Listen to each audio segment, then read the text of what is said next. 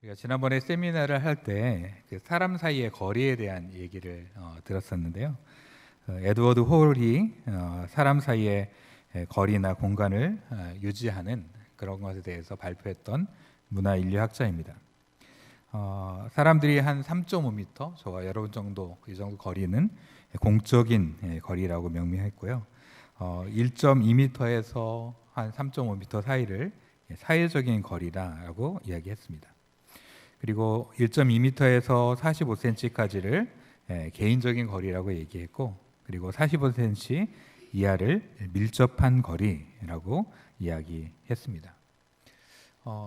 여러분 옆에 분들과의 거리는 어느 정도입니까? 어떤 분은 아주 막 바짝 붙어 있는 분도 있을 거고, 어떤 분은 멀리 떨어져 있는 분도 있을 텐데, 그 거리가 꼭 우리의 마음을 반영한 것은 아니지만 영향을 받을 수 있다는 것이죠.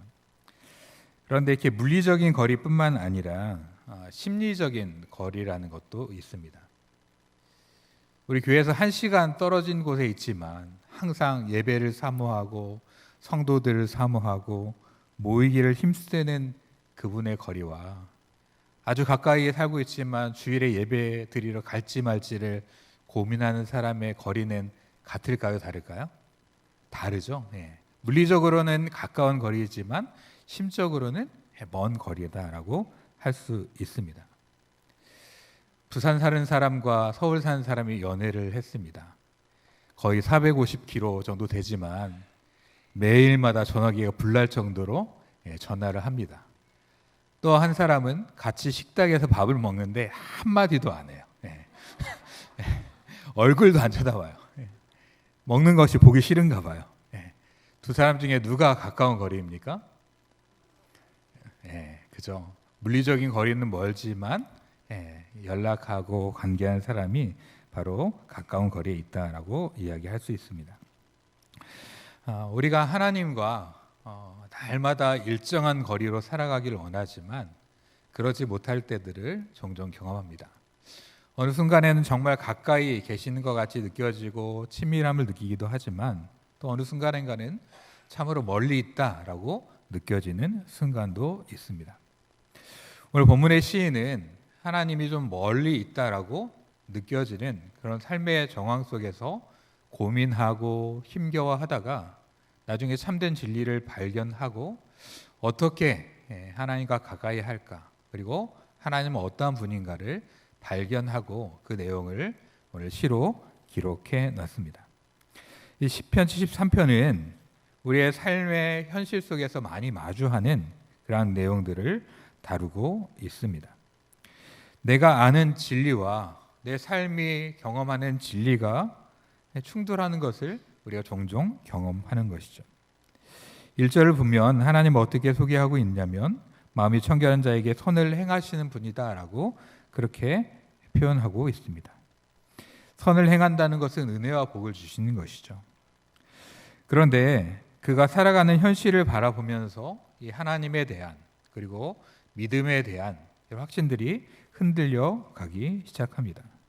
단순히 흔들린 정도가 아니라 어떻게 보면 이 시험 가운데서 믿음을 잃어버릴 뻔하였다라고 시인은 고백합니다.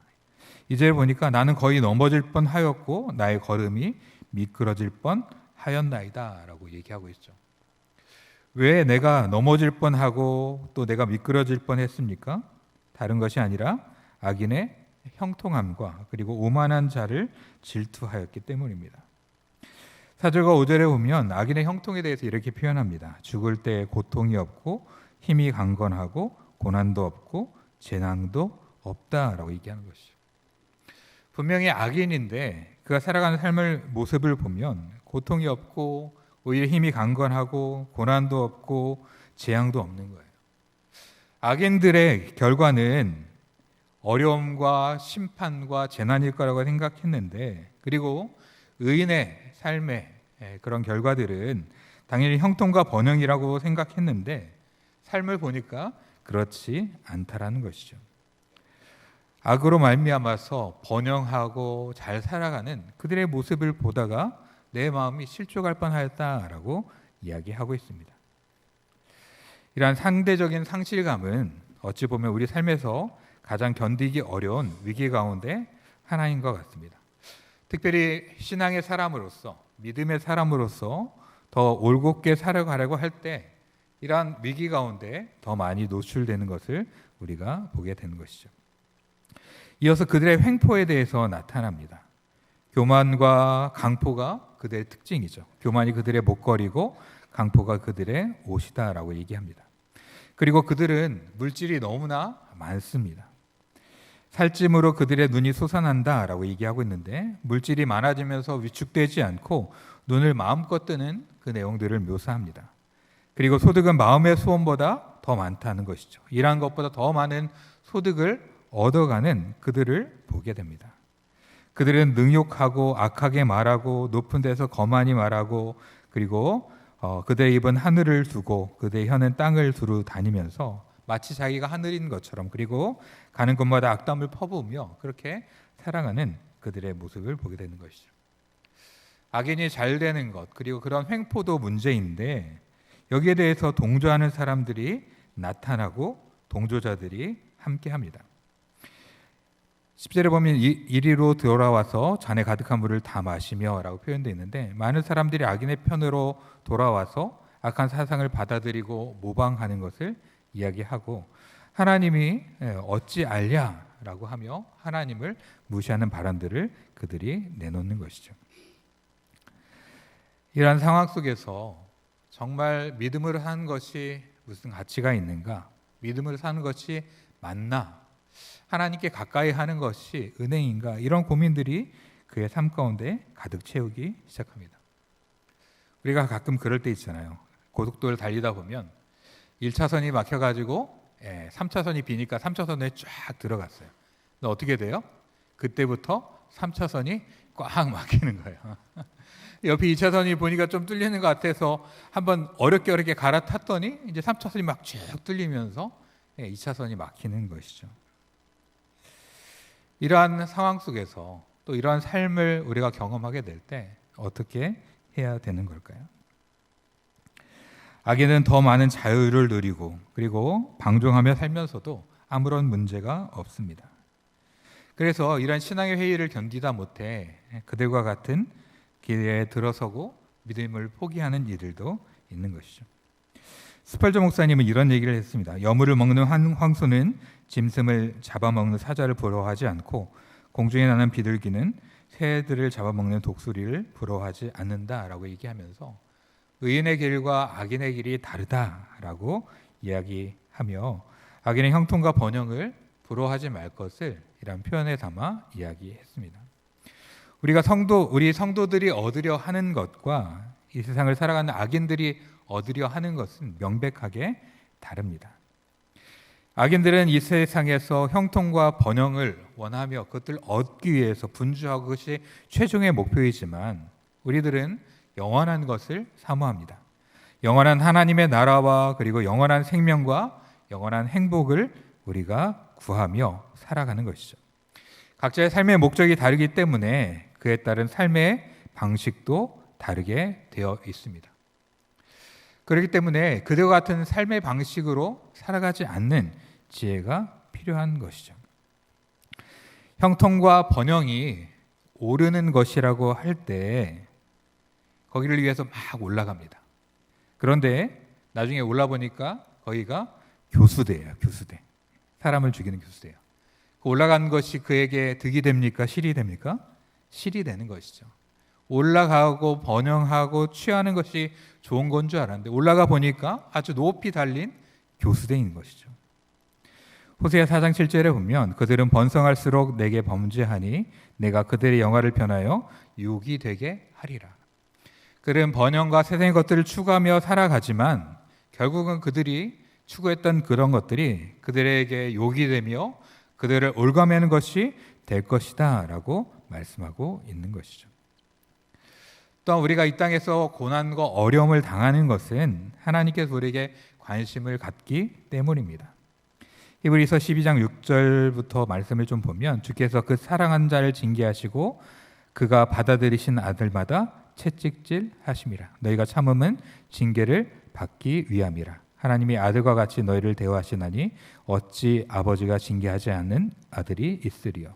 징계는 다 받는 것이거늘 너에게 없으면 사생자요 신하들이 아니다라고 말하고 있는 것이죠. 우리가 겪는 고난과 어려움들, 힘겨움들은 우리가 하나님의 자녀인 것을 증거하는 내용이기도 합니다. 그렇기 때문에 우리가 이 세상의 관점으로 살아가게 된다면 그 가운데 얽매이고 그로 말미암아 혼란을 겪고 무너지게 될 것이지만 하나님을 바라보게 될 때 우리는 또 다른 길을 가게 되고 다른 인식을 갖게 되는 것이죠. 오늘 시에서 중요한 전환점이 되는 것이 16절과 17절 말씀인데요. 16절에 보면 내가 어쩌면 이를 알까 하여 생각한즉 그것이 내게 심한 고통이 되었더니 17절에 보니까 하나님의 성소에 들어갈 때에야 그들의 종말을 내가 깨달았느니라 라고 말하고 있습니다.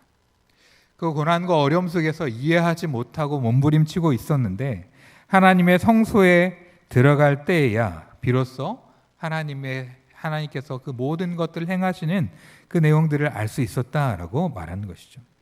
성소는 율법책을 보관하는 것이고 하나님이 임재하는 곳이고 하나님의 학교입니다. 시인은 이렇게 예배의 자리에 감으로 말미암아서 하나님의 지혜를 얻게 되고 그의 시각이 달라지게 된 것이죠.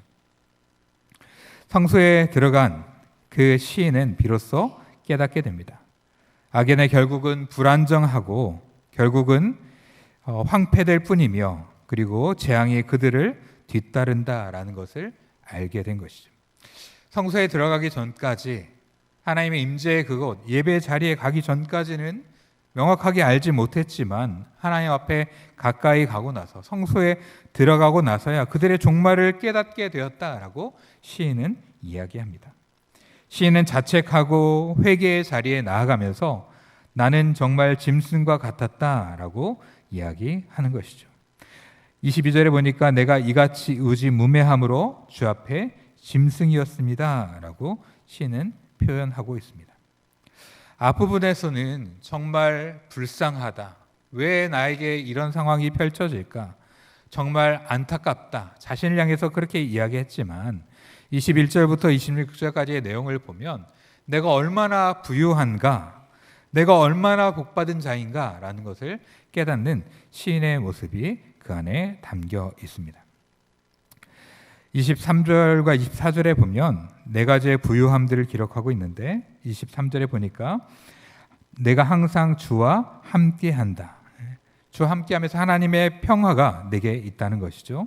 그리고 주께서 내 오른손을 붙드신다라고 하며 하나님께서 나를 붙들어 주심에 대한 부유함을 깨닫게 됩니다. 그리고 주의 교훈으로 인도하시며 미래에 대한 하나님의 계획을 깨닫게 되는 것이죠. 그리고 후에는 영광이 있음을 시인은 깨닫게 됩니다. 진정한 척도는 얼마나 하나님께 가까이 하고 있는가라는 것을 그는 알게 되었던 것이죠. 진정한 복의 척도는 다른 것이 있는 것이 아니라 하나님을 얼마나 가까이 하고 있는가라는 것을 시인이 알게 되었습니다. 우리 27절과 28절을 같이 한번 보겠습니다. 시작. 무릇 주를 멀리하는 자는 망하리니 음녀같이 주를 떠난 자를 주께서 다 멸하셨나이다. 하나님께 가까이함이 내게 복이라. 내가 주 여호와를 나의 피난처로 삼아 주의 모든 행적을 전파하리이다. 아멘. 주를 떠난 자는 망한다는 사실을 알게 되었고 하나님께 가까이함이 복이라는 것을 알게 되었습니다. 시인은 이전에 하나님의 축복이 이 세상에서 형통하고 번영하는 것이라고 생각했는데 하나님의 참된 복은 하나님과 얼마나 가까이 있는가 이것이 결정한다는 것을 알게 되었던 것이죠. 세상에서 아무리 형통하고 번영한다고 해도 하나님을 멀리하는 자는 결국 멸망하게 되어 있습니다. 세상적으로 아무리 곤고한 삶을 산다 할지라도 하나님을 가까이하여 하나님께 가까이하며 하나님께 함께하는 자는 결코 멸망하지 않고 소멸하지 않으며 하나님 앞에 복을 누리는 것이다라고 시인이 말하고 있는 것이죠. 이 땅에서 성공하고 번영한 것 감사할 일입니다. 하지만 그것 자체가 진정한 축복은 아니라는 것이죠. 이것이 만일에 진정한 축복인 것처럼 생각해서 여기에 집착하게 된다면 우리는 큰 시험에 들거나 아니면 이것을 얻기 위해서 수단 방법을 가리지 않는 그러한 악인의 길에 설 수 있게 된다는 것이죠. 시편 84편 10절에 보면 주의 궁정에서의 한 날이 다른 곳에서의 첫날보다 나은즉 악인의 장막에 사는 것보다 내 하나님의 성전 문지기로 있는 것이 좋사오니라고 기록하고 있습니다. 여러분, 악인의 궁정에 살 겁니까? 문지기로 살 겁니까?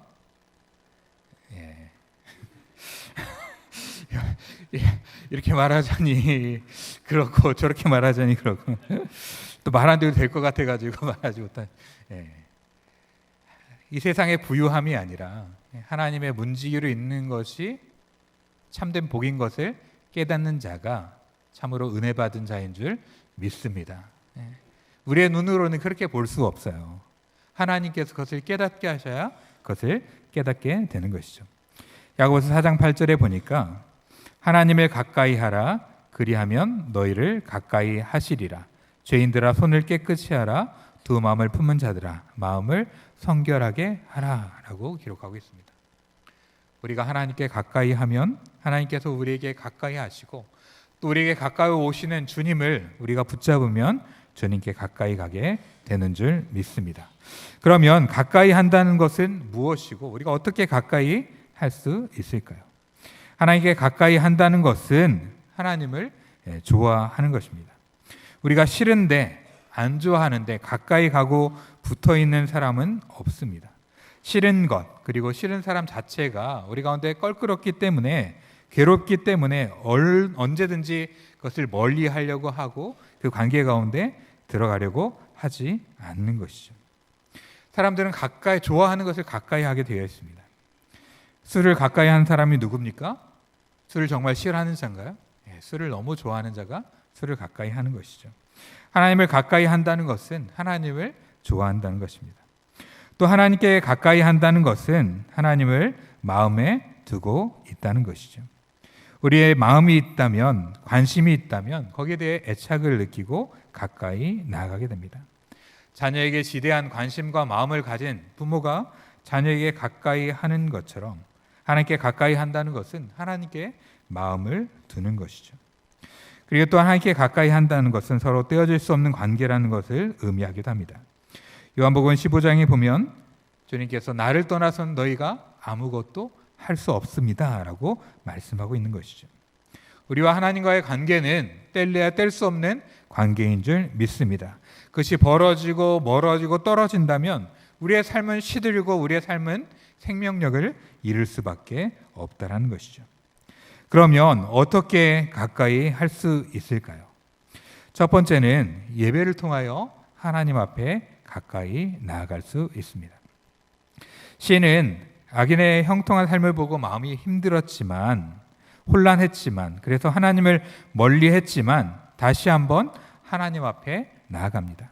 하나님께 예배하며 성소에 나아가게 될 때 하나님의 지혜를 깨닫게 되는 것이죠. 예배는 우리의 삶 가운데 하나님의 지혜를 주는 통로인 줄을 믿습니다. 인생이 고되고 또 악인들이 잘되고 하나님을 원망할 만할 때 우리의 마음은 예배의 자리를 거부하고 싶고 그 자리에 오고 싶지 않아 합니다. 하지만 하나님께 가까이 올 때 어떻게 되는 거예요? 그 모든 것의 결과를 새로운 눈으로 볼 수 있게 되고 하나님의 지혜로 알 수 있게 된다는 것이죠. 예배는 우리의 삶에 지혜를 주는 줄 믿습니다. 예배의 삶을 잃어버리지 마십시오. 예배는 우리의 삶 가운데 지혜를 주는 줄 믿습니다. 그런 의미에서 오전뿐만 아니라 이 오후에 나와 예배하는 여러분들에게 하나님의 지혜가 있을 줄 믿습니다. 또한 예배는 우리의 삶에 힘을 줍니다. 우리 26절 말씀 같이 한번 보겠습니다. 시작. 내 육체와 마음은 쇠약하나 하나님은 내 마음의 반석이시요 영원한 분기시시라. 아멘. 세상을 이길 힘이 없는 연약한 모습을 시인이 표현하고 있습니다. 내 육체와 마음은 쇠약했지만 예배의 자리에 나아가면 어떻게 됩니까? 하나님이 내 마음의 반석이시며 영원한 분기신 것을 깨닫게 되는 것이죠. 예배가 회복될 때 하나님이 주시는 그러한 능력과 힘이 회복됩니다. 인생의 깊은 문제를 만날 때에 예배를 통하여서 우리 가운데 힘 주시는 하나님을 경험할 수 있게 되기를 주의 이름으로 축원합니다. 그리고 또한 예배는 하나님의 진정한 복이 무엇인지를 우리로 하여금 깨닫게 합니다. 28절에 나왔던 것처럼 하나님께 가까이 함이 내게 복이라 라고 하는 그러한 진정한 복을 깨닫고 누리게 하는 것이죠. 하나님이 진정한 복이시며 진정한 하나님을 누리려면 하나님께 나아가야 되는 줄 믿습니다. 예배의 자리에 설 때 하나님께 가까이 할 수 있고 진정한 복을 누리며 깨닫게 되는 것이죠. 예배를 귀히 여기고 또 예배 자리에 서는 저와 여러분이 되기를 간절히 바랍니다. 우리의 지혜를 주고 우리의 삶에 힘을 주고 진정한 복이 무엇인지를 깨닫게 됩니다. 예배 자리에 나오지 않을 때에는 하나님의 시각으로 우리의 삶을 바라볼 수 없어요. 예배 자리에 없고서는 우리 가운데 힘이 나지 않습니다.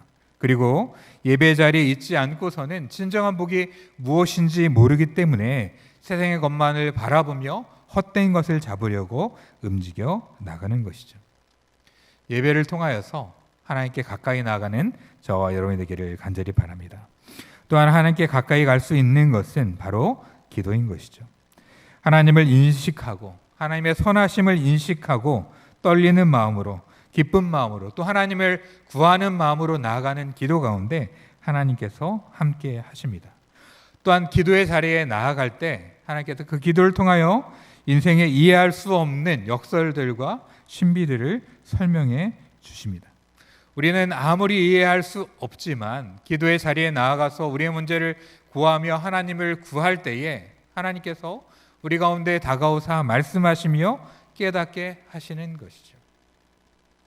욥이 고난 가운데에 결국 나중에 하나님을 만나 전에는 귀로만 들었지만 이제는 눈으로 본다라고 하는 것처럼 고난의 순간에 하나님께 부르짖고 하나님을 구할 때에 기도를 통하여 주께 나아갈 때에 하나님께서 우리의 삶에 이해할 수 없는 문제들을 이해하게 하시며 또한 그것들을 받아들일 수 있는 그런 힘을 우리 가운데 주실 줄 믿습니다.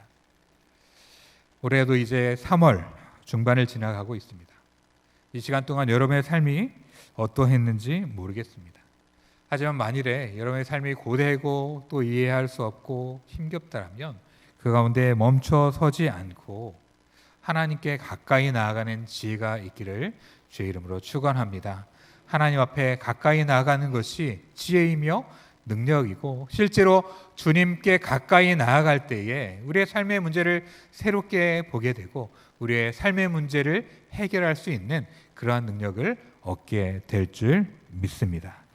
한번 같이 따라하겠습니다. 하나님께 가까이 함이 내게 복이라. 하나님께 가까이 함이 내게 복이라. 하나님께 가까이 함이 참된 복인 줄을 믿으며 주께 더욱더 가까이 나아가는 모든 성도님들이 되기를 주의 이름으로 축원합니다. 같이 기도하겠습니다. 사랑과 은혜의 주님, 우리의 삶을 살아갈 때 이해하지 못하는 많은 순간들과 해석되지 않는 많은 삶의 어려움들을 경험하게 됩니다. 그럴 때마다 우리의 마음이 무너지고 약하여지며 진정 하나님은 계시는 것인가 라는 의문이 들기도 하고 우리의 힘은 우리의 중심들은 무너져 내립니다. 하지만 주님, 그러할 때 주님의 전에 나아가며 예배의 자리에 나아가며 기도의 자리에 나아갈 수 있도록 우리를 인도하여 주시옵소서. 주의 성전에 들어갈 때에야 비로소 깨닫게 되었고 또 주께 예배의 자리에 섰을 때에야 하나님의 지혜를 깨닫고 하나님의 힘을 경험하며 진정한 복이 무엇인지를 알게 되었다는 시인의 고백과 선포를 기억하며 하나님께 가까이 나아가는 우리 모두가 되게 하여 주시옵소서. 주님께 가까이 나아가기를 원합니다.